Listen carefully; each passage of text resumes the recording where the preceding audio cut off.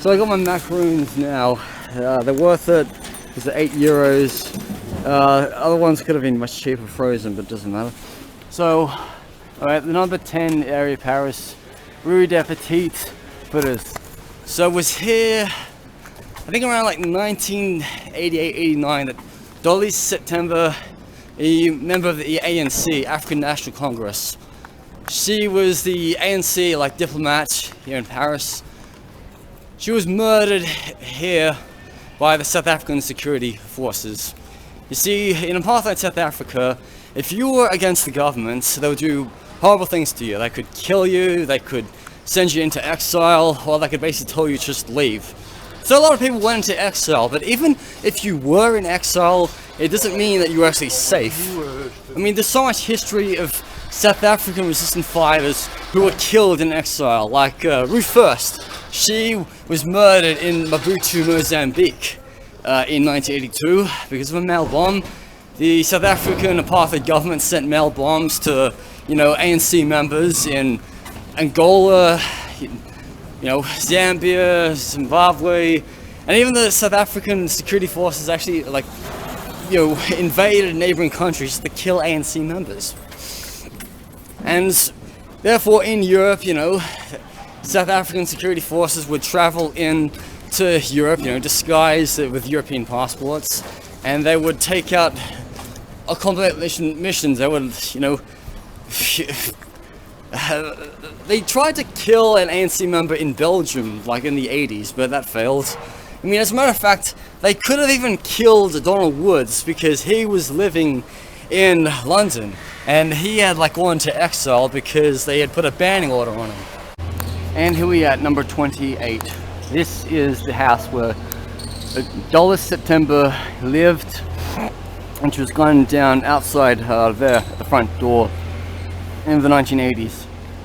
Her funeral was actually held in Paris, and her body was actually cremated, but I've got no idea if her ashes have been reburied in South Africa, or maybe they were buried in Paris, or maybe they were scattered somewhere else. I've got no idea.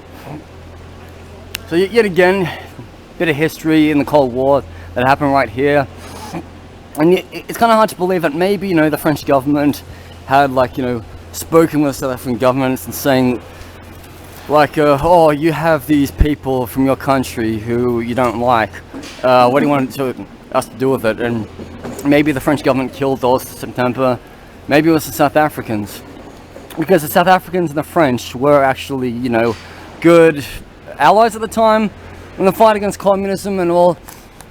But then again, France, like England, like Sweden, like Europe, was a place of exile for most South Africans, and it still is today for those white South Africans who do not want to live in the Rainbow Nation because of personal reasons, like farmers getting murdered, which has been happening a lot since 1994. So Dulcie September does have, a street named after her somewhere in Paris. Our next agenda for me is to find it. And I've arrived. Palace Dulcie.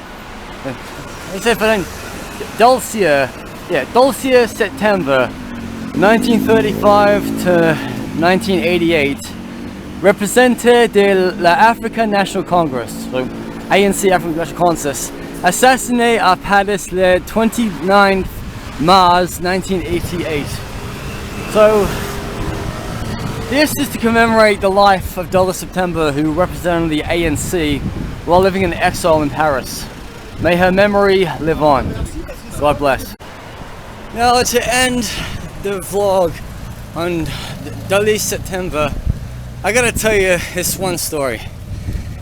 The BBC Spitting Images,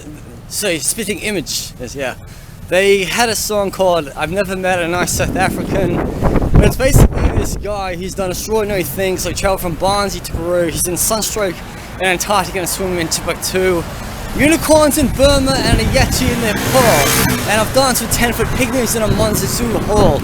I met the King of China and the working Yorkshire miner, but I've never met a nice South African.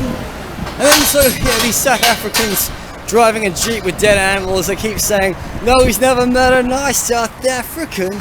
And that's not bloody surprising, man, because we're a bunch of ignorant bastards who hate black people. We're a bunch of talentless murderers who smell like baboons. And then they finish the song like, we've never met one either, except for Brayton Buck, and he's immigrating to Paris. Yeah, he's quite a nice South African, and he's not smelly at all, and he's never killed anyone either. That's why we put him in prison. Yeah, the truth was, Brayton Buck, was a white South African, a boss South African, and he moved to Paris. He fell in love with a French woman of Vietnamese origins, and he wanted to move back to South Africa, but because of the apartheid wars, he's married to an Asian woman who would not have been allowed. So he tried to sneak back into South Africa, and he was arrested, put in jail for a couple of years, and then he left to go live in exile, where he came back to South Africa, but he still prefers to live here in Paris. And his daughter is actually a reporter for the French media. So how about that?